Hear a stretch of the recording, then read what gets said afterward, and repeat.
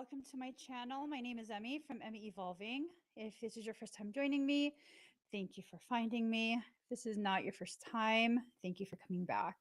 So, quick reminder, I do have quite a few different events, learning events, meditation events available on my academy. Just go to k33academy.com/store and you'll be able to see exactly what I have available.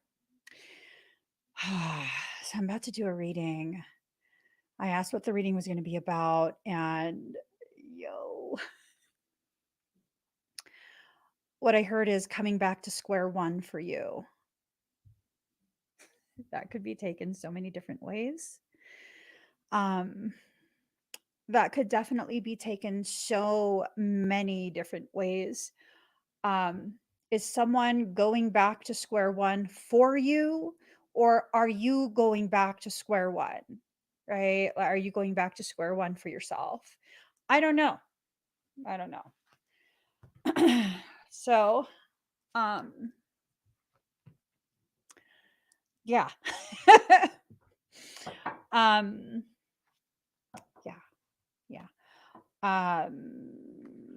Thank you, Queen of Hearts.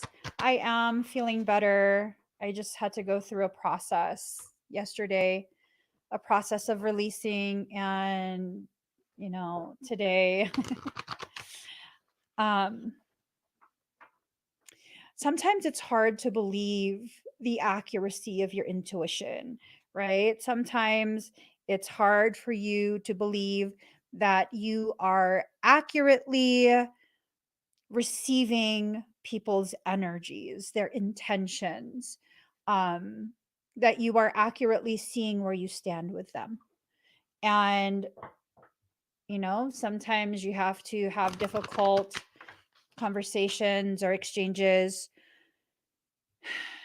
And people will always show you, once you set that expectation of receiving the confirmation you need, people will always show you exactly how accurate you are, right? Exactly how accurate you are. So, sometimes the most necessary things are the most difficult, most painful to go through. And it is what it is, right? It is what it is. And there's nothing to I guess you could say be angry about. There's nothing, well, I mean, yeah, actually there is stuff to be angry about, but I'm choosing not to be. I'm choosing to allow myself to kind of just exist in a space where, yes, I'm coming back to square one for myself. That space of center, the space where I existed before the distortions were pressure injected into my perception, right? And it's not to say that when you go through things with people that they are bad people. It is to say that your intuition tells you exactly who is good for you and who is bad for you. And when you listen to that intuition, you avoid things that are unnecessary. Sometimes after going through a little tiny smidge of the unnecessary before you let go. There's a lot of things that we hold on to as individuals because we're afraid of certain types of circumstance. That's understandable. It's understandable. But just know that everything you need to learn about yourself, to learn about your life, it's just on the other side of that fear. And my life has shown me this over and over and over again. Everything I could possibly ever want or need has always ever been stored on the other side of my fear, on the end portion of my process. So here's to accepting and embracing the processes that we're in, recognizing them for the processes that they are, and learning and growing in the ways that we need to. Right? So I'm almost done, guys. I'm almost done. Okay. One more.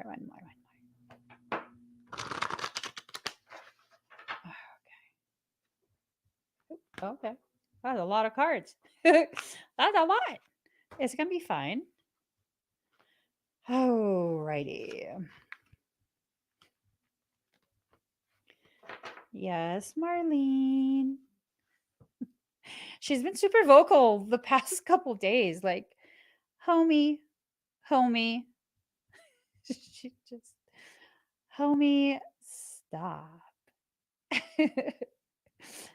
Stop it. Stop it. Okay, let's get started. Here goes. Ooh. Mm-hmm. Mm-hmm. Mm-hmm. All right. So it's kind of like the cards are telling me a recap of how things have gone. And maybe this recap, if I could just get my self organized over here. maybe this recap is to remind you how far you've come. You've come a really long way. You've gone through a lot of different things. You've come a really long way. And now it's time to allow yourself to recognize, to kind of look back and see exactly what it is that you've been asked to deal with by soul. So, protection. Through this entire process, you have been heavily protected from outside, unnecessary outside influence, also protected from yourself, right? Because um, sometimes we just need to be protected from ourselves. Let's face it. Let's be honest here. Sometimes the decisions that we make are misaligned with our need because we have a tendency as empaths to be very cognitive of everyone else's needs before our own. Sometimes it's a good thing, an honorable thing. Most times it's a martyrdom thing, a self sabotage thing. And we kind of just got to be honest about which type of thing it is any given moment. Okay. So last autumn, last winter, things were really rough. They were really upside down. Through that, again, a reminder, yes, you went through tremendous difficulty, but you were protected the entire time. Okay. Things had to end because there was a lack of respect, right? It was not a mutually beneficial thing anymore. There was tremendous amounts of disrespect happening. My hair is super crazy. There was tremendous amounts of disrespect happening, tremendous amounts of just disregard for you and your needs. And you saw that all the way through. You finished it up. It's completely done. You're ready to walk forward, which I assume your soul is inviting you to step forward at this point. Okay. Now, what you've been really, really scared of is coming back home to the place that is home for you in your heart. Um, I swear Marlene has not stopped talking. Girl, you know I have ADHD, right? I have ADHD. Stop talking because you're distracting me. You're distracting me. She says, "Are you afraid that you'll say the things that you're saying to me silently out loud?" Of course. It's not fear. I'm just concerned. She be trying to have a full on private conversation with me publicly. Can y'all hear her? Can you hear the frequency? Like, what?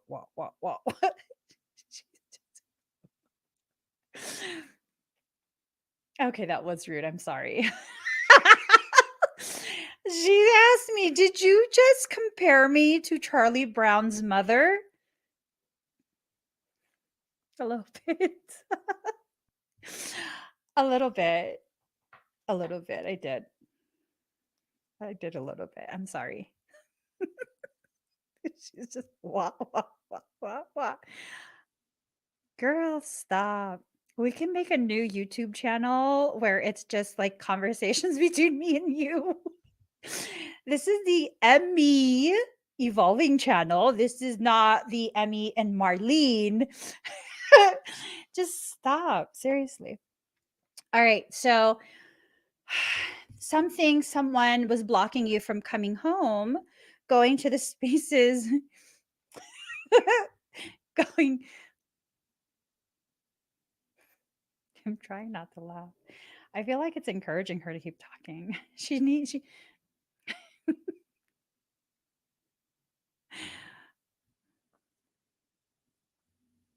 I'm turning off the microphone. I'm turning off the speaker and the microphone that she's using to infiltrate my space. Anywho, so whatever happened, it created this very intense, very deep passion within yourself. You are ready to do whatever it is that you're needing to do at this point. Whatever that is, well, you're ready, but you don't have the appropriate amount of courage yet. You're working on it. You're working on it. Okay? Don't worry. You're working on the amount of courage that is necessary to push you through.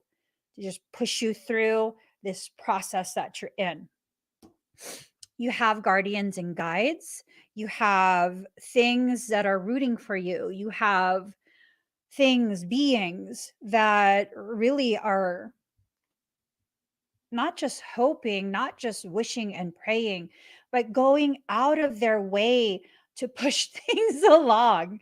How you turn the speaker back on? She's, I don't know how she turned the speaker back on, but the mute button was deactivated, and she's like, it's me, I'm the guardian.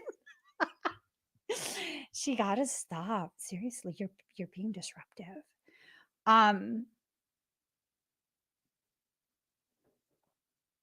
She's like, can you just let them know that it's me, I'm the guardian?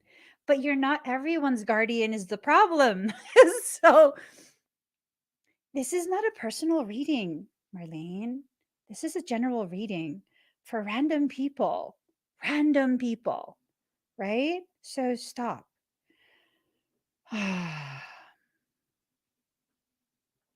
So things are going to intensify, right? Things are going to intensify, and the things that are intensifying are the very things that are going to push you forward in your journey. Now, your journey, it kind of circles back around to a space where you can recalibrate yourself and head towards the right direction before you fully move forward. Okay? So, you're too much. You're too much. You didn't know my hair was curly. It is. It is. She says, I have the most adorable Shirley Temple corkscrews. Only along the hairline. Stop. You're so distracting.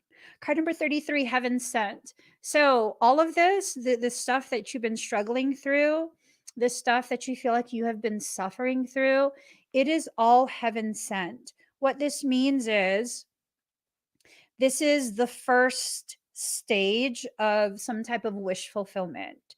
There are things that are going to be allowed that will help to fulfill whatever your most intense wish is going to fulfill that. This is the first step.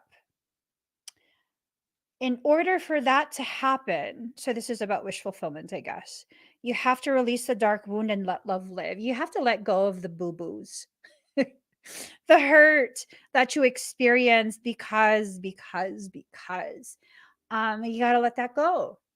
I'm not saying you have to forget it. I'm saying you have to stop gripping so tightly onto the hurt that was caused by miscommunication, misdirection, interference. So many people were involved in this. Ooh, she getting real right now. For some of you, there were so many people involved in the breakdown of what you were trying to do for yourself all that time ago when this entire circumstance first started. This could be weeks, it could be months, it could be years. All that time ago, there was so much interference. There was a clown wrangler. There was one person who really was the instigator of all of this. You know who it is. You know who it is. Someone who thought they knew what you needed more than what you know for yourself. They miscalculated. They tried to protect you from your own process. They tried to protect you by removing you from the very thing that you needed, the very thing that you wanted. And as Marlene says, the only thing that you want. I'm going to start throwing cashews at you. She's got to stop. For some people, you don't want to hear this. I know I don't. I know I don't. This is an uncomfortable reading. Um, it's uncomfortable because Marlene's making it uncomfortable for me. That's what it is. She won't stop talking. She keeps like trying to butter me up with compliments and stuff. I'm no good with compliments. Leave me be. Listening for truth. See, look. But you're not listening because it's in reverse.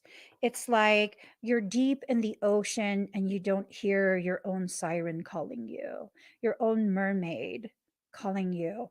It's almost like this sense of you are a deep dweller, right? That's the term that I hear.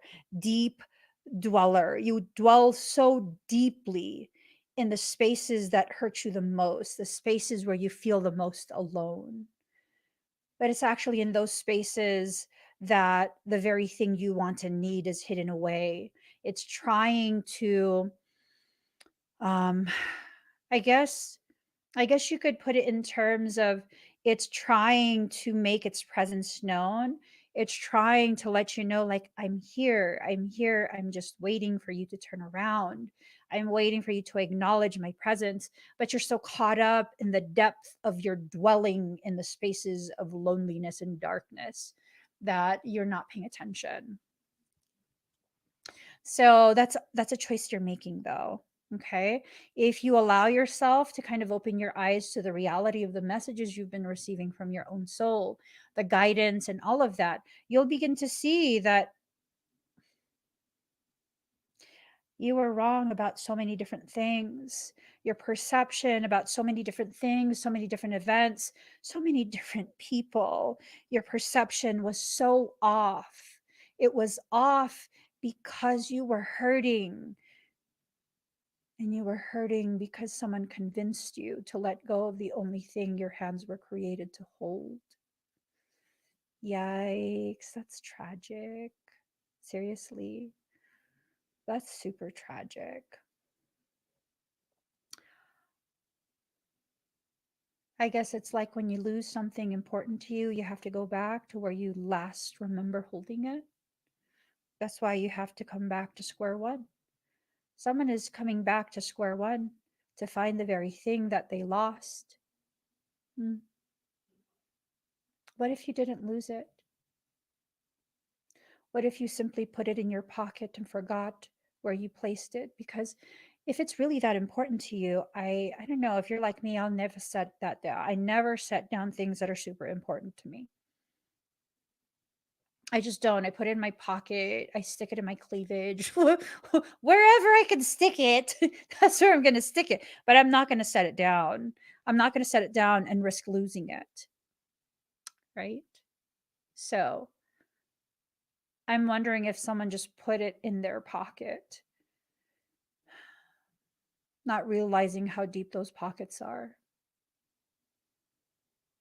and that they've been carrying this around with them for so long that the difference in weight between the pockets um, has become forgotten.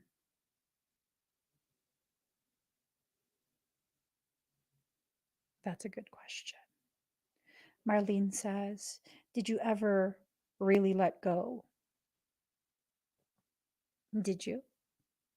Did you ever really let go of whatever it is you're needing to find, whether it's your dignity, your courage, your potential, whatever it is, even if it's a person, right? Even a person. Did you ever really truly let go? Or has it been in your pocket and every so often, you just pat your pocket, right?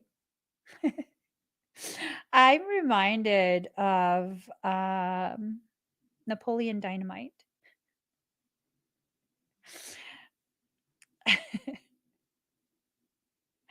I was having a conversation with Michael several weeks back, maybe a couple months, I don't know. But I didn't want to be a magical being. We were arguing. I didn't want to be a magical being. I'm just like, I just want to be normal. Gosh, leave me alone. And he asked me, where has your magic gone? And I was like, in my pocket beside my tater tots. Maybe you keep your tater tots in your pocket as well, and you've forgotten that you put an important thing in your pocket right along with your tater tots because your taters are super important to you. I don't think you've ever let this go. I think this is something that has existed within you.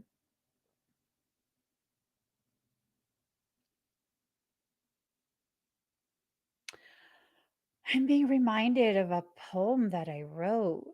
Hold on, let me find it. There was a poem that I wrote a while ago. Let's see. Um, like where would it be? Um, Hold on,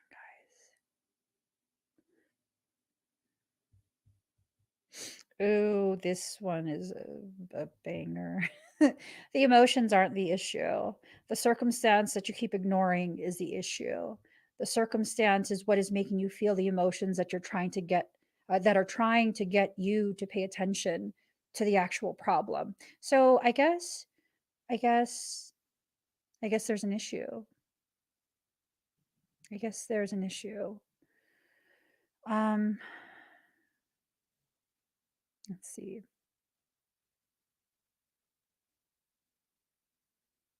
Hmm.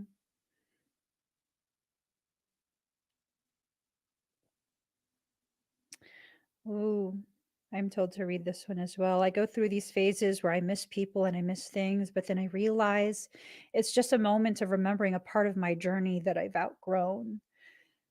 If we're being honest, the things that are meant for me never truly leave. The things that are meant for you never truly leave, are never truly let go of. Mm.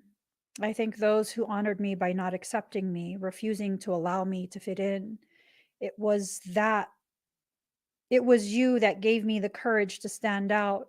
It was in that dark night of my soul I found my light. Ooh, these are good. I'm just saying, these are good. Where is it?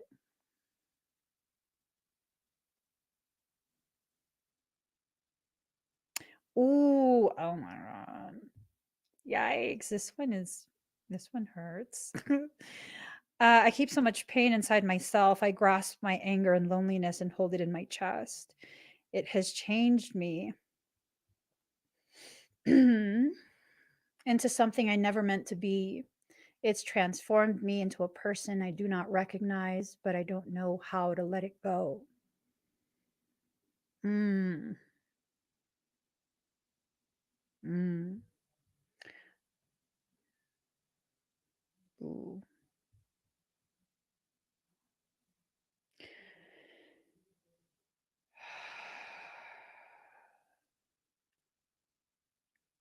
I don't like to read my old poetry because it's just so. There's this newfound ease in my heart, like I'm settling into my scars.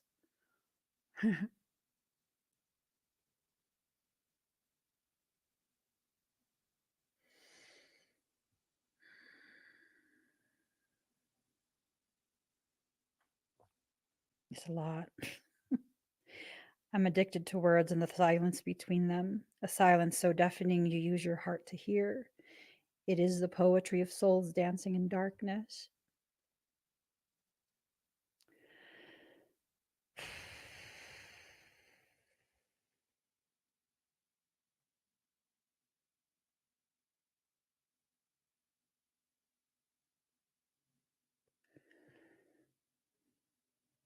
Yeah.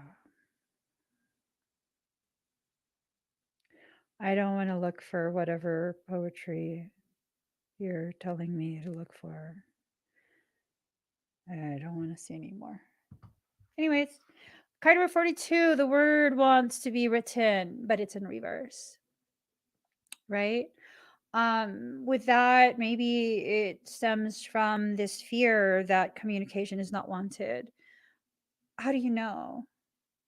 How do you know? There was a circumstance that I had to address recently, and it was this thing of um, the reality of what was caused, what was created without my consent, held such a negative gravitational pull because of the fact that my right to choose was removed. It was taken from my hands before I was even aware that I had the right to choose within my grasp.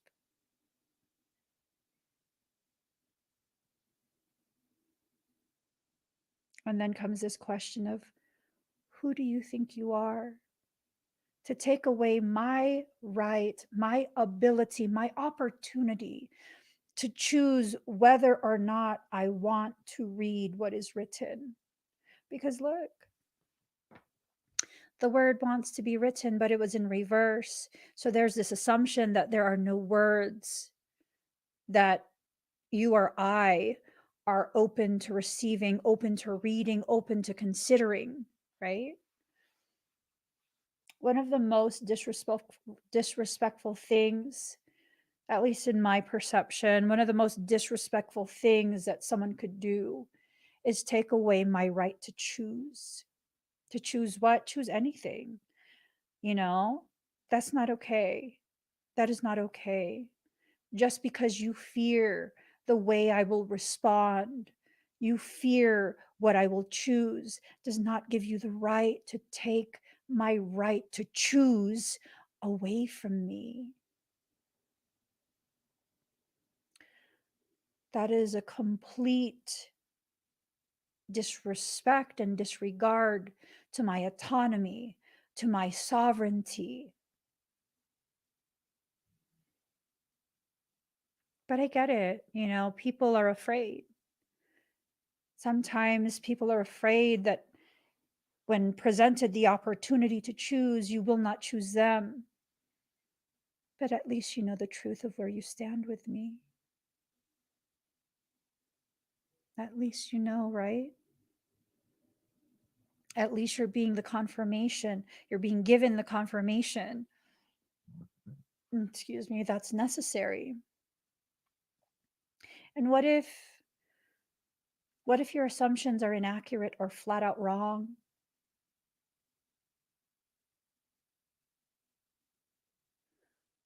What if you took away my ability to choose because you didn't know that when presented with all the information and all my various options, you didn't know that I would have chosen you? That sucks. That sucks. So, what needs to happen? We need to go back to square one and see, where is this fear rooted in? Are you afraid of rejection?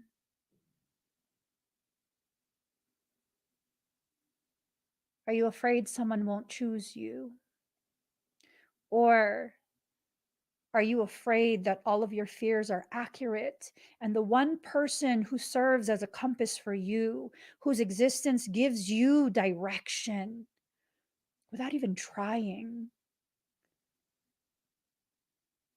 that they would serve as confirmation for every single fear you have that you are not enough?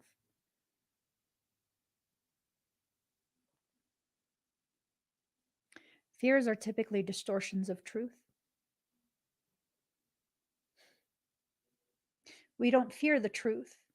We fear what will happen once the truth is released. Fear is a distortion of your perception of what the outcome will be once the truth is brought to light.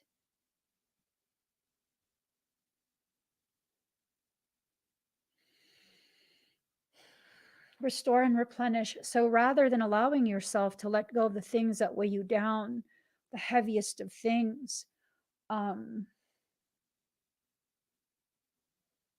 Mm. You sit there, all of these messages, big and small, messages from soul. You sit there feeling as though you've been stabbed in the back. That pain that you feel, that you assume is you having been stabbed in the back, it's nothing more than the cramp from curling yourself into a ball, trying to shrink yourself, turning away from the very thing that can help to release the pain you hold within you. There's so many layers and levels of growth just waiting for you to sit up. There are so many messages from soul. Remember, this is the second time your soul is telling you you're not listening. Shells, shells, you are not listening. You are allowing yourself to continue to believe that distortion that causes your pain, the lie you told yourself about you not being enough. What if, let's just explore this a little further. What if not only are you enough, but you are the very thing that's being craved by the person you're avoiding? Ooh, wow. What if?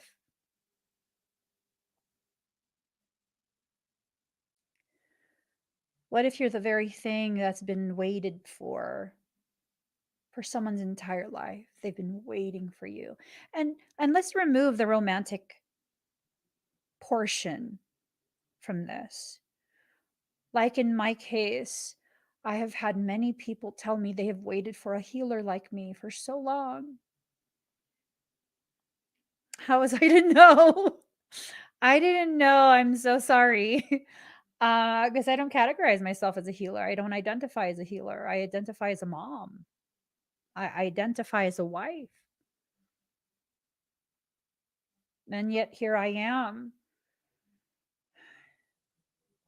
the source of words that people who have been waiting to hear, not realizing that anyone is waiting for anything from me. Right? And how would that have worked if I continued to listen to my fears, continued to believe in my insecurities? It took a lot to get me to a space of um, agreeing to live stream. It took a lot. I ain't gonna lie.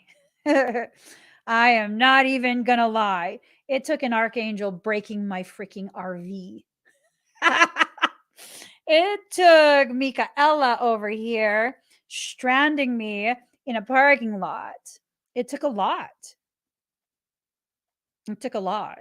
The reason I am not bitter or angry about having been stuck in a parking lot and being transient for several years is because I knew that was a process I had to go through to get to the place I belong, which is where?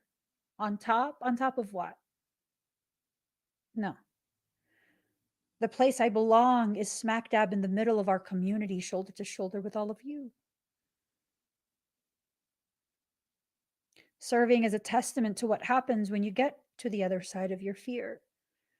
I am not the end goal. I am an example of the ways in which you will blossom, the ways in which the fear still exists but does not cripple you, the ways in which you become so empowered that your journey, the witnessing of you, will serve as empowerment and inspiration for someone else outside of you.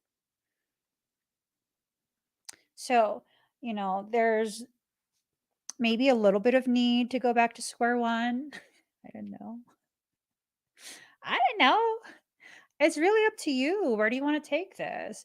Card number 16, dream a beautiful dream. Yeah. hmm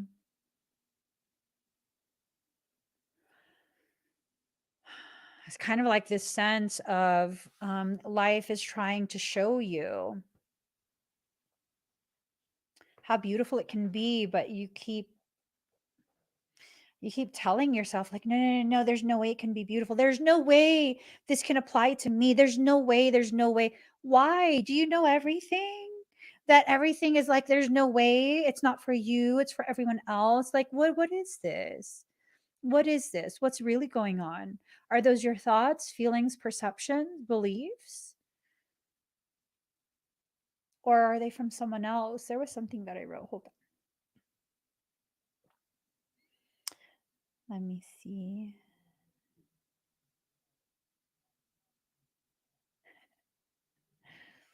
Mm.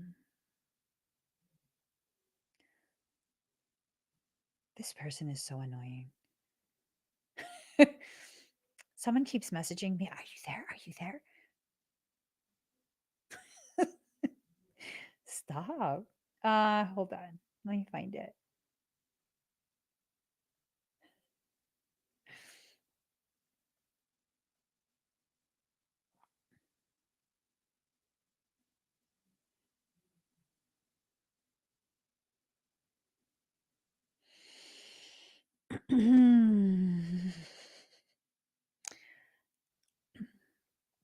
More often than not, we fail to recognize we have become a walking compilation of the expectations of others and who they believe we should be, right? Is that all you're worthy of being?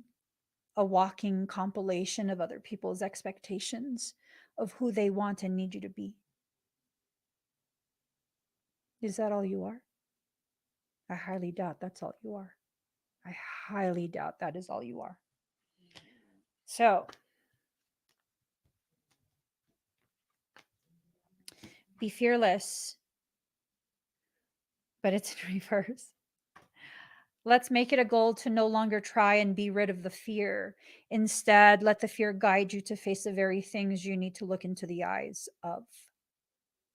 Look it in the eyes. Whatever you're afraid of, look it directly in the eyes. Assert your dominance. My kids are hilarious. One of my kids, they were playing video games. I don't remember which one. They were playing video games, and it was like, I don't know, something like Call of Duty or something like that. And the younger one was getting all frustrated. Um, he was getting frustrated with his team. And so one of the older ones says, "You need to assert your dominance. You need to assert your dominance." Sometimes you have to assert your dominance over your fears. And asserting dominance over your fears does not mean you're pretending you're not afraid. It means you're aware that there is that fear that exists, but you don't give an F. You don't give an F. Fiddlesticks. You don't give an F. A flying F, a swimming F, a digging F. You don't give an F. No buckets of Fs. Okay, I'll calm down. You don't care. You don't care if there's fear there. You're going to keep doing what you're doing anyways. Do it while you're afraid. Do it while you're afraid. Okay. So shine in reverse. You got to start shining. Blind those mofos. Blind them. Blind them with your light. Blind them with your goodness. Blind your fear. Maybe that's it. All right. The choices are being considered, but someone, whether it's you or your cross watcher, is afraid that you don't have the strength to see it all the way through, is afraid that they're going to be confined by, I don't know what, your fear, societal programs. Oh, I don't know. It feels like it's just this cycle of nonsensical fear, nonsensical thoughts that keep bringing you round and round and round. Are you not dizzy yet? Would you like a Dramamine? Would you like a Dramamine? All of this round and round motion sickness. I'm saying you absolutely can have some Dramamine. Yeah, no, it's this free spirit in reverse because they feel so bound by customs, by societal expectations. There are some things where it's like, okay, that is a societal parameter that you don't want to cross because, like, it lacks integrity, you know? And then there's other things where it's like society set that standard to keep you confined, to keep you from being exactly who you are and keep you from being where you need to be. And you gotta kind of just use your cabeza, use your noodle. Right? The noodle's your brain, right?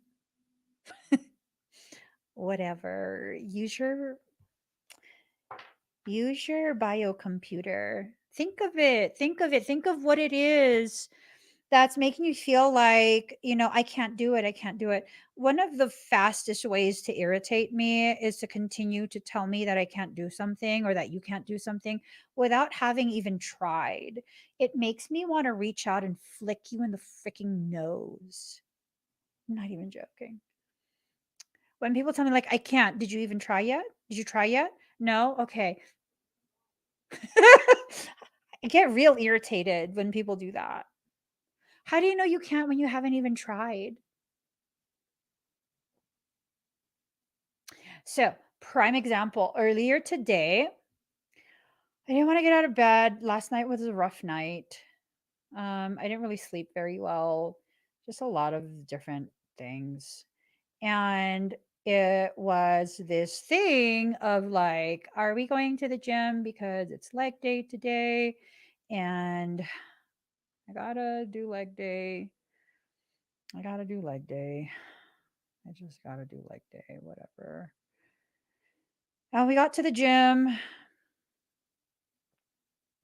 And as soon as we pulled up in the parking lot, as soon as my husband parked the car, I felt so tired. Like, mofo, you didn't even hop out the car yet. What? I hadn't hopped out the car yet, but I was just so exhausted. I was just so tired, right? And then I was like, you know what? You know what? Do what you need to do. Okay. Whatever you need to tell yourself, you just go ahead and you do what you need to do. And you work out. You work out as intensely or as not intense as you want, but show up for yourself. That's what I told myself. You got to show up for yourself, girlfriend. And so I did. I did. I went ahead and I worked out and I took it slow and I was lazy, but I was just like, I have to do this. I couldn't even get it's a 60-pound barbell and I can lift several hundred pounds and I couldn't get it up so I could put it over the back of my head. I couldn't. I was like, "Ugh." And I was like, God, this is gonna really suck. This workout is gonna really suck. And then you know what happened? I kept at it. I kept at it and I told myself, girl, love yourself enough to be there, to be present. You can't do that right now. That's fine. Take it out of your list of things you need to do. It doesn't matter how much you lift or don't lift today. Just keep going. Keep going. There's no expectations as to what we are doing today. And you know what happened? This happened. By the time I was done, look at this. Hold on. You see this? This right here? You see that? That's how much I lifted today. Today. The day I didn't want to lift anything before I even got out of the car. You don't know what you can achieve until you actually try. There was no goal that I had set. No goal. No number that I was trying to reach. It was simply just show yourself what you can do. Just do it. You're tired, you don't want to do it. That's okay. Do it anyways. Do it anyways. Do it anyways. And once you keep doing this, once you keep showing up for yourself, you know what happens? So I took a selfie today. I was telling my husband, look, I took a selfie. Let me see. Hold on. Where is it? Why, how do I find it? Hold on. Let me take this down. I took a selfie. Look, I took a selfie in the bathroom because, yo, I am proud of myself. I need to celebrate this a little bit. I took a selfie. There's my little shelf. There's my little shelf popping out. That's okay. It's not huge, but it's a little shelf. And that little shelf lets me know that I'm showing up and I'm healing my wounds. I'm repairing the issues that I've had with my hips, with my spine, with my legs. I'm strengthening myself. I'm taking care of myself. I'm pushing past the limitations that I once believed in. And I'm transforming myself because I deserve to. Because I deserve to feel powerful in my body. Because I am strong enough mentally and emotionally to be evidence for other women that just because you're over a certain age does not mean you're downhill from there.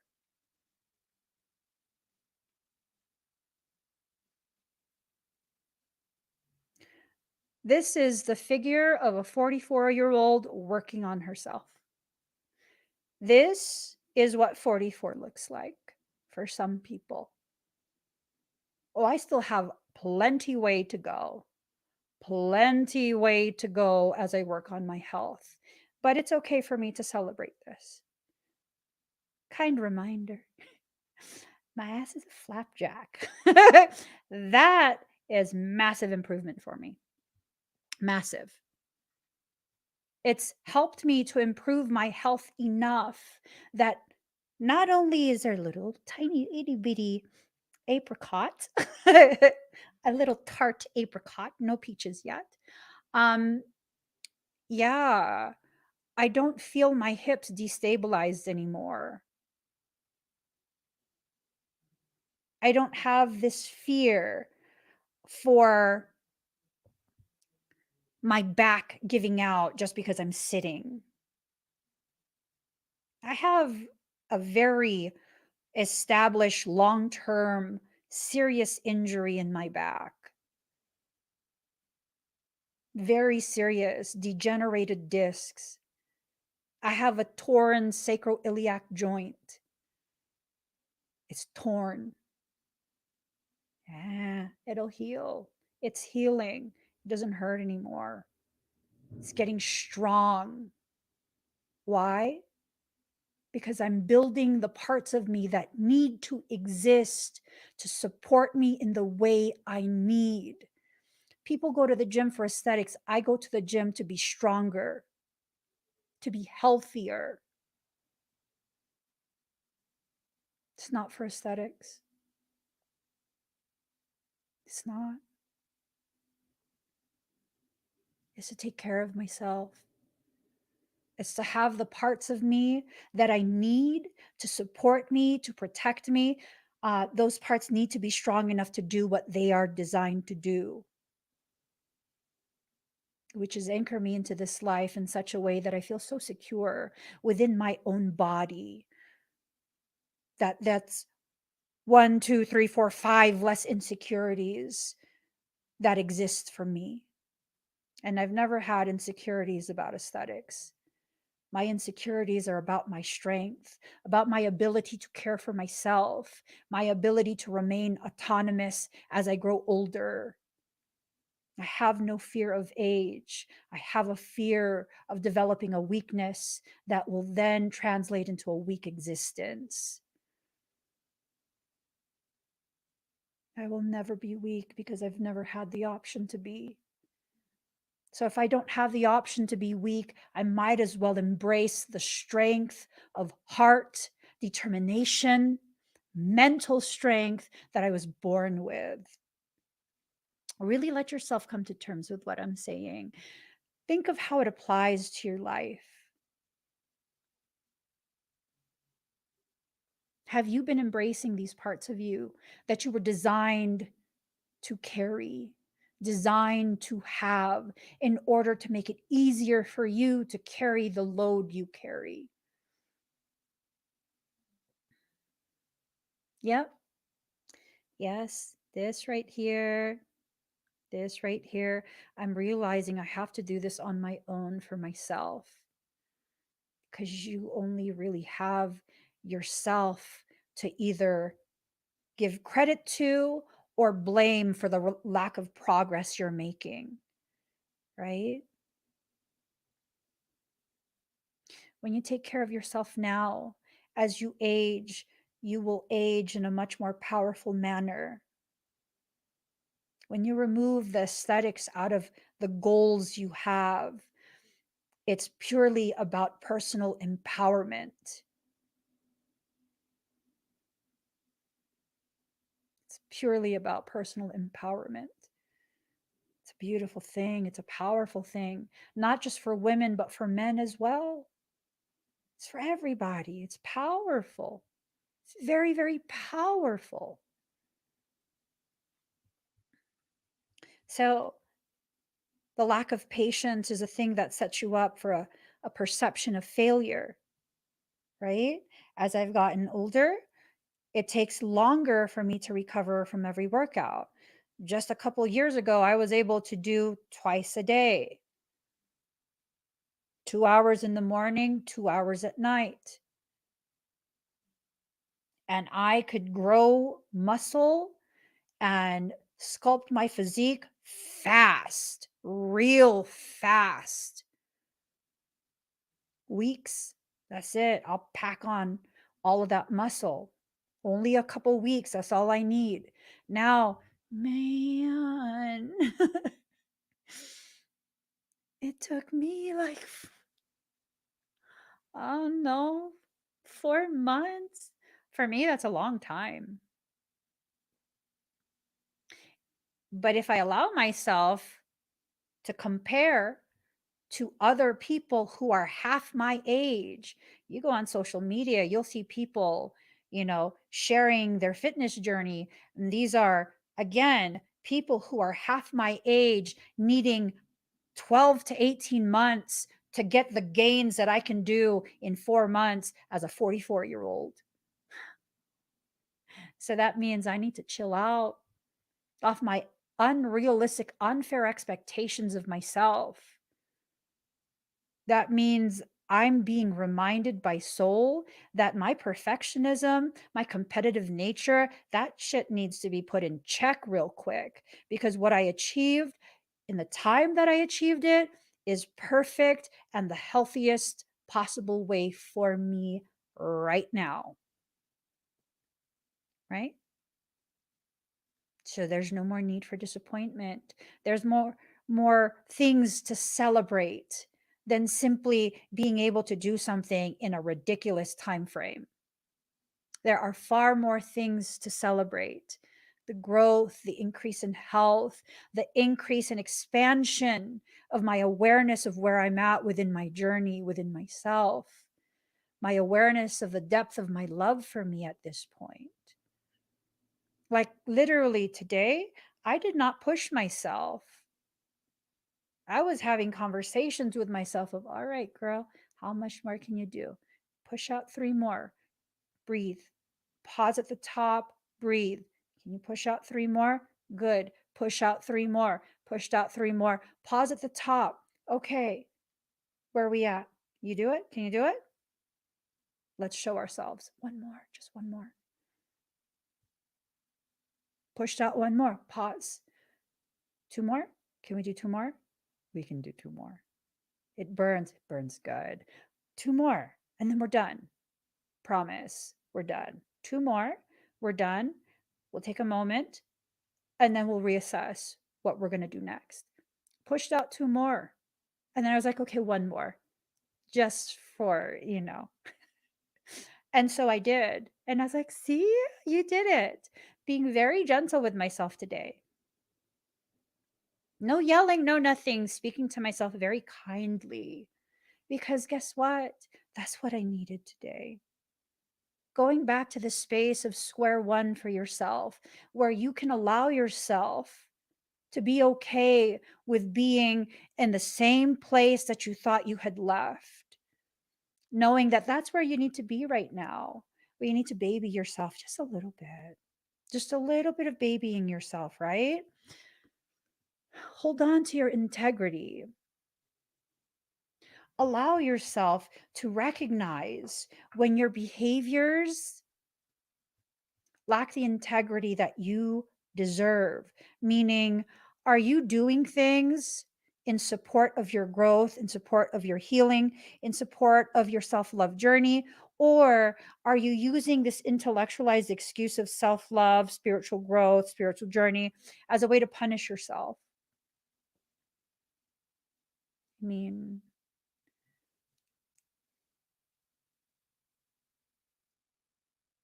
which one is it? Do you claim to love yourself, but you treat yourself with absolutely no type of love? Ooh, I know I used to do that. I know I used to do that quite a bit, quite a bit.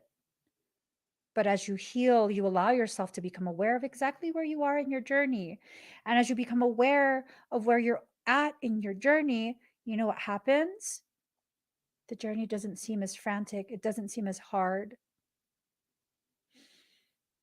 I think that's the goal, to get to a space of clarity so that the journey no longer feels as chaotic, as frantic, as hard as we're perceiving it to be. Going with the flow does not mean you stop swimming. It means now, with every stroke you take, because you're swimming with the current, you make double the progress. You see, when you're swimming against the current, it takes twice the effort to go half as far. But when you swim with the current, less effort, much less effort. But here's the thing that most people don't consider: where do all the rivers lead? To the ocean. What does that mean? You're going back home. You've explored the rivers and the streams enough. It's time to return back to this expansive greatness, a greatness you belong in, a depth that you thrive in. I think there's so much potentiality for all the things that have hurt you to be healed in this period. It's a very beautiful feeling. But again, if you're not going to let yourself go through the process, then it's going to be a lot harder. It's going to make you feel some kind of way. Observe in reverse, not wanting to see the process that you're in, not wanting to see what your next step is, not wanting to see the ways in which you've made it harder for yourself up until now. When you allow yourself to see the ways in which you made it harder for yourself, you're not blaming yourself. Accountability has nothing to do with blame. Accountability has everything to do with ownership and recognizing you have the power to decide how this goes. And that's what accountability is, when you hold yourself accountable, right? Ooh. You're drying some shiitake mushrooms? I'm not allowed to talk about it. Oh. Okay. Progression sigil in reverse. So things are progressing, but you don't feel like it is because guess what? You're not wanting to see how far you've already come. You're not wanting to see it. Let me show you something. Let me show you something.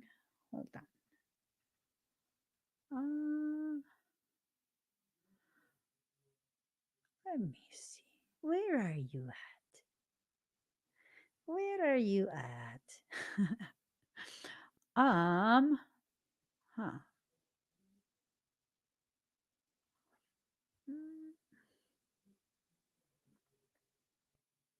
I don't know where it is. I don't know where it is.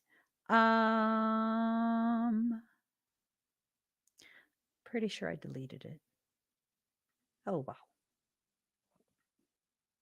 I was going to give you a good look at the state of, yeah, no, nope, nope. I don't know where it is. If you don't know the progress you've made, you can't give yourself the proper credit. If you don't know what kind of progress you've made, I mean, so I have mentorships, right? And these mentorships, at the start of your very first mentorship session, I go ahead and ask you these questions. You're not graded, you're not scored or anything like that. This is just to document your baseline, your starting point.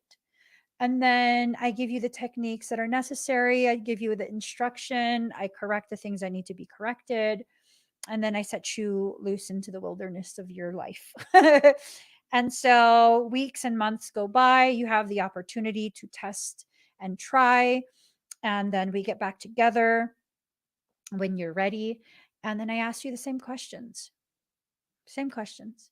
Again, no expectations, no grades, no scoring, no, none of that, just questions. And typically, when people apply themselves for the mentorship techniques, when they really put some effort into that, you know what happens? Oh my gosh. The baseline between the beginning and the follow up, massive differences. Massive, massive, massive differences. I've had people who had fear that's off the charts. 1 through 10, rate your fear. 1 being no fear, 10 being debilitating fear. And I've had clients who are like at a 10.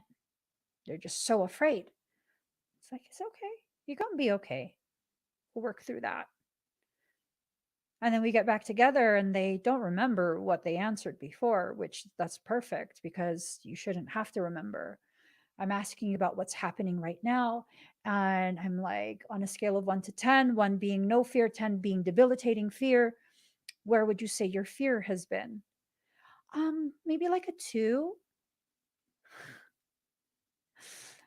And it's always like, do you know what you answered the last time? They're like, no, you were at a 10. They're like, oh, yeah. You know what? I was really scared about a lot of things. I'm like, and you're not afraid anymore? And they're like, no, no. These are people who are thinking the last time their answer for the question of fear was maybe like a 4. And since they're now at a 2, it's not much progress. They don't realize how much work they have put into healing themselves. And I'm over here like, no, you was at a 10. You were at a 10. Now you're at a 2. That's massive improvement just in a few weeks. I'm telling you, when people do the mentorships, like, it's so very common for their entire life to be completely changed. That's my job, my real job. It is so rewarding. That's why I have no problems working 16-hour days, 7 days a week, not taking vacation, working on my days off, because how could you need a break from that? Being immersed in the spaces of people who are powerfully healing, changing their entire lives. Like, wow. Wow. I love my work. I love the work I do. I love my clients. I love my life. I can't emphasize that enough. To be so inspired by other people's journeys on a day-to-day basis. I mean, I couldn't ask for anything more as an empath. I couldn't. I couldn't. I had to be brought back to square one to be able to see with clarity the gravity of my effects, the gravity of my work, the validity of me. It was a difficult journey, many, many challenges, but I was worth the effort. I still am. I am worth the effort I place into myself. You are worth the effort you place into yourself. Can you just kind of say that out loud for a moment? I am worth the effort I put into myself. Close your eyes and say with conviction, I am worth the effort that I put into myself. Mm.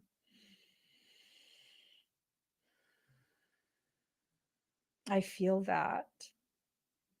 I feel that as a never ending, never eroding truth. For myself at this point, I feel that. I am worth the effort I put into myself. Are you? Do you put effort into yourself? You're being brought back to square one, probably to assess how much more you need from yourself. And from square one, the way forward is through a wilderness. There is no right, there is no left, there is simply movement. And all of your movement leads you to the next part and the next part and the next part until at some point you look around and you realize, oh my gosh, I'm home. I'm home. That the wilderness is home. That there is nothing there in your personal wilderness that will hurt you or harm you, that everything there serves to better you, to empower you, to strengthen you. Change, we're afraid of change in reverse, rejecting that change, refusing to change, refusing to see the validity of the changes that are being presented to you. It's okay, it's a process. You'll get through it. You'll get through it. We all go through that at some point.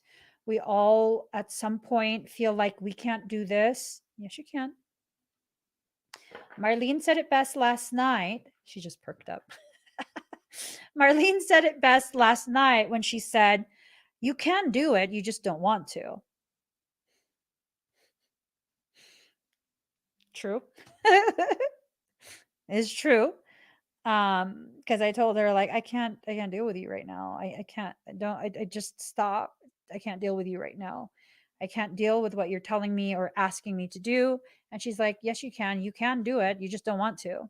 And then I was like, you're right. I don't want to. We're on a soul journey, right? Journeys require movement. You can't claim to be on a journey if you're stagnant, if there is no movement inside or outside. Internal movement is vibration. External movement is frequency. Both are important. Both are important. The internal as well as the external, because the internal condition will determine the external condition. And the external condition has a very real effect on the internal circumstance. This is about correcting the distortions all the way around 360 degrees, internally, externally, okay? You have to allow yourself to shed the skin that no longer serves you. This identity that you have allowed yourself to accept and embrace, an identity that was never yours, an identity that other people asked you to be. It's time to disrobe. Take those costumes off. Remove the mask. Wash your face.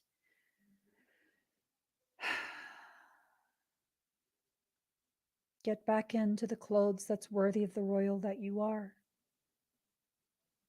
These costumes that you've worn, they're no longer enough. It's no longer enough. You can feel it. You know it. You can feel it. It's making you feel some type of emotion right now. If you are one of the ones who knows the life that you have lived thus far is not a life that is worthy of you because you know you deserve so much more, you know you are capable of so much more, you feel it. You are feeling these emotions and you are wondering, why am I getting so emotional? Because you're realizing how much you've betrayed yourself. You're realizing how much you've rejected the potential, the gifts being presented to you by soul. It's okay. Stop holding on to the hurt so your hands will be free to receive the gifts, the blessings, the goodness. I used to wonder why nothing good ever happens for me. It's because I wouldn't allow it. I would have many people try and love me in a way I was deserving of being loved, and I wouldn't allow them in. I wouldn't believe them when they said they loved me. Do you want to hear the kicker? I would only allow in the people who were unworthy of me, because then they would give me what I was seeking. And what is that? Confirmation that I'm not enough. They would validate my fears that I'm not enough, that I don't deserve love, that I don't deserve acceptance. Those were the only people I would seek out and allow in, because that's all I actually wanted for myself at that time. It wasn't about what I deserved. It wasn't about what was worthy of me. It was about finding the very things that could continue to feed the toxicity that lived inside me. So that all had to be stripped away. I had to be laid bare, alone in a darkened room, feeling as though no one understands, not even myself. Sometimes that's just a part of your journey. And when you're done in that darkened room, naked and alone, all you have to do is get up, open the closet door, put some clothes on, and step outside. It's nice and sunny and warm. Isn't that crazy? It was that easy. It was literally that easy. I complicated it. I made it so much more than what it needed to be. That's okay. That's okay. I had to see everything in the way that I saw it. I had to go through the things in the way that I went through. It's okay. It's okay. I'm not angry at myself anymore. It's because I didn't know any better. It's not an excuse. It's the reality of it. I didn't know any better. That chamber I sat in, naked and alone, it wasn't a prison. It was a meditation space so that I could think of all the things I need to think of, sift through everything that lives inside me, and then exit when I'm done. I didn't know. Most of us don't know. And it's okay, because you're now in the process of realizing, of remembering that you can get up, get dressed, and step out into the light anytime you want. Literally anytime you want. There's no session that's necessary. There's no activation. There's no guru that needs to give you permission. It's a simple decision. It's a simple decision to get up, get dressed, and step out. You see, I stayed in a depressive episode for quite some time. These clinical depression episodes would last years at a time. I didn't choose to be depressed. I just didn't know I had other options. Isn't that crazy? Do I enter into clinical depression these days. No. Why? Well, because I realize I have other options. I realize that once I begin the process, I'm aware of when it starts. I can either choose to see it all the way through until I'm naked and alone, or I could be like, do I have a new outfit in the closet? I'm going to put on a new outfit. And then I'm going to go ahead and go outside and go to the park, go sit in a garden or something within myself and kind of just feel the things that I need to feel, think the things that I need to think, and then be done with it. Give myself a couple minutes, a couple hours, a couple days, and then be done with it because there's other things I need to do as well. I can do this for a little bit, but there's other things that I need to do, things that are more worthy of me.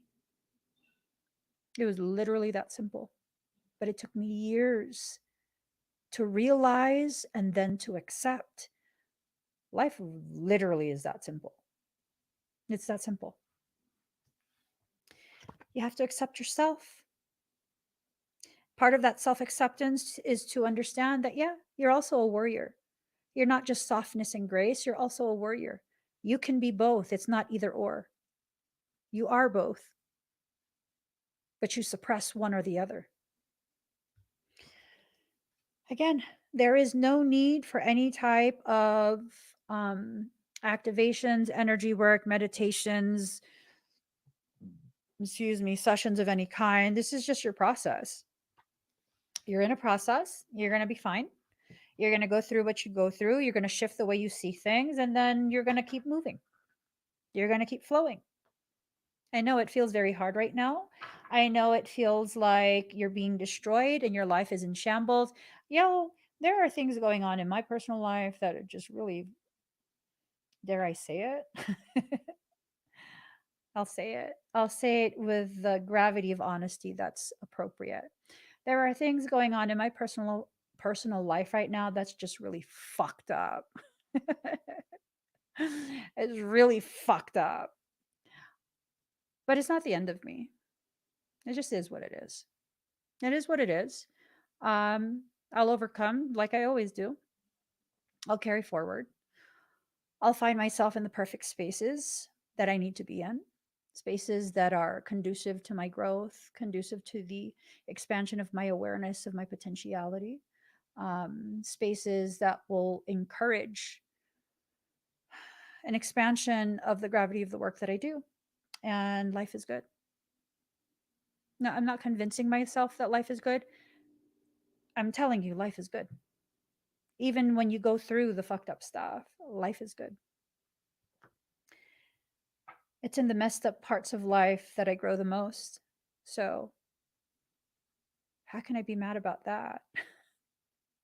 I just need to make sure that I don't stay in that messed up space any longer than is necessary for me to grow in the way that I need to grow. That's all. It's very matter of fact. It's not me convincing myself that I shouldn't feel this way or blah, blah, blah, blah.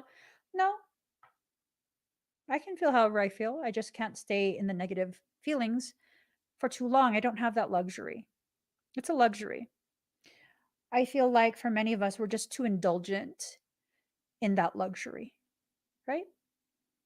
And this is not about who did me wrong and what they did. This is about what will I do with the opportunity presented to me? Will I allow myself to revert back to a space of disempowerment? Or will I continue with my usual, meaning something's messed up, find a solution, implement it, keep on going? And it's not about avoiding what's happened. Well, I'm very fully immersed in my feelings and perceptions of what was done. And it was effed up. But I'm not effed up. I am not a reflection of other people's dysfunction. I'm just not, because I choose not to be. And that's a powerful thing to know I have the choice, the power to choose to not be a byproduct or a reflection of other people's toxicity and dysfunction. Powerful. There is no interference that will be successful if you give it no attention. And not giving it attention does not mean you pretend there's nothing being tried. It means addressing things as they need to be addressed in the time they need to be addressed and keeping it moving. Keeping it moving. Okay. So, final card, guys. Final card. Silver sea frequency. This. People are showing who they really are. Question. I have a question for everyone. In this period, are people showing you who they really are? Or have you seen it this whole time and you're simply now allowing yourself to accept that that's really who they are? You're done with the excuses, right?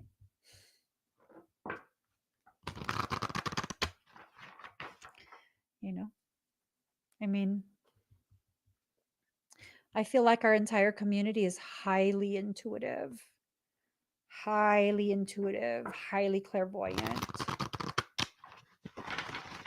I feel it. I feel it from you guys. I don't even try and pretend like, no. You guys are highly intuitive. You know. You have a very good, very clear understanding of the people in your environment. All right. Here goes. Final card. Ooh, card number 38. 3 is a number of a solid foundation. For 8, the point of reunification. Ooh, convergence.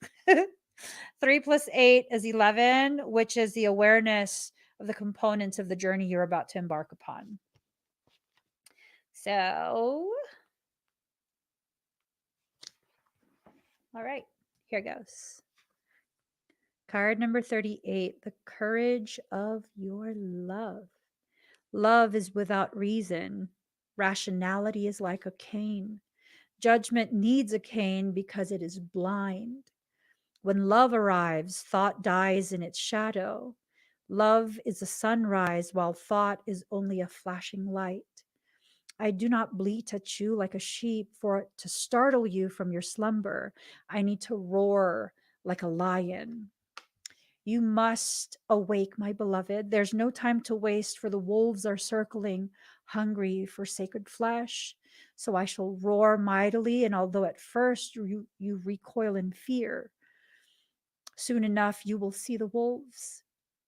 You become aware and grateful to have been thus awoken. Ah, yes, you remember that you have a precious human life to protect. You fear me no more. You thank me. You jump on my back as if you were a warrior astride a wild mount. You roar then along with me, awakening the others as we cause the ground to rumble, disturbing those even in their deepest slumber. You, like me, are a fierce lion, not a lamb to be led to so many slaughters. The variety of an opportunity for which is available in terrible abundance in our world. There is a Sufi story about a mother with her breast leaking milk. She loses her child, and when she finds him again, instantly lets him suckle for as long as he needs. A Sufi master nearby says to his students, "Do you think she would throw her baby into the fire?" And the students all say, "No, of course not." And the master replies, "Allah loves his children more than she, with enough tenderness to throw them into the fire." So it is with love. At first, as a young heart, you want only comfort for your beloved. You cannot bear the thought of pain within them, even for a moment. Your own suffering is easier than bearing the suffering of your beloved. That young heart grows wise through experience. It becomes an elder, an ancient heart tempered by grace and rendered strong with compassion. This is the great heart that can hold the suffering of the world within it and yet still find space for peace, for sweetness, for tenderness, and for rapture. This is the heart that shines with courageous love. It is willing to feel and bear all suffering without judgment, while gently holding it in the truth of what suffering really is. The drying out of the mind addicted to suffering. This drying out is necessary so that love can ignite itself and transform dead wood into living fire. The drying out is a challenging and enduring process. The path of freeing the heart from the effects of a fearful mind is an initiation into great power. So many lapses will happen before the heart grows strong enough to overpower old patterns and surrender without condition or evocation. When it's ready to surrender in such a way, the heart is free and allowed to simply be. Even the mind, then, finally freed from shackles and joyfully submitting to love, declares, "Let love be in whatever way it shall be. I can bear it. I shall take refuge in it. I shall not turn away from it. I am that love." You are an ancient one with a heart older than the mountains. You're being asked to free yourself from the too small loves of a youthful heart and to come to understand and accept the wisdom of your mature heart. Your mature heart is not cursed with hardness or detachment, but with compassion and tenacious devotion to the cause that is most real and matters most, the quest for life of the human soul. Your ancient heart loves the soul and will roar like the lion of love at the wolves that would casually devour it. So trust in the courage of your heart. You are not cruel. You are not hard. You are not careless. You are passion personified. You are the lion of love. So allow yourself to be the lion, not the lamb. Stand true in your own heart. Cause trouble, make noise, be proud, and be mighty. Then rest after all that savage divinity. Rest and restore, for day after day you shall claim your holy lands and refuse to give them up to less noble creatures. Though you survey their manipulations and attempts to claim power with compassion, you do not underestimate them or relax your vigilance. You shall not allow for even a moment that falsehood be accepted as truth in your heart. This oracle comes with particular guidance for you. You are not given, or you are not to give into less than you are worth, or to the shaming stories of others of our culture that would cast your regal lion nature into the falsehood of beliefs that you have no choice or power. You are not to give into the idea that you are victim and cannot free yourself from your suffering, or that you are less than any other. These are lies. These are petty deceptions so unworthy of you. Do not believe them. Roar at them until the weak glue holding them together melts under the fire of your holy breath, and they lie dismembered and powerless at your feet. Then intend that those bits and pieces in decay are lovingly returned to the earth mother, through whom they can be used to fertilize new life. This oracle comes with another message for you. You have a challenge before you, or that you are now moving through, but you have what is necessary to succeed and overcome it, no matter how long it has endured or how big you have built the challenge up to be in your mind. No matter how unsolvable the issue appears to be, there is and shall be victory beyond it. And it is imminent. Your victory is imminent. This oracle has come to you to let you know that you are empowered to succeed. You have what is required within to do it, and that the time for your victory is drawing near. So do not give up. Instead, do a sacred honoring ritual as needed, and when you feel so inclined, open your mouth and roar love from the very depths of your being. Create a sound of truth for yourself. In that sound, you will hear the mightiest one of all roaring with you, saying, "Yes, love, I am with you." And together we claim divine victory. So we roar. How we roar. I love that. I love that. Your victory is assured. You're already in the process of reclaiming what is rightfully yours. Your victory is assured. What will you do with this opportunity? Will you allow yourself to see the gravity of what you are here to do?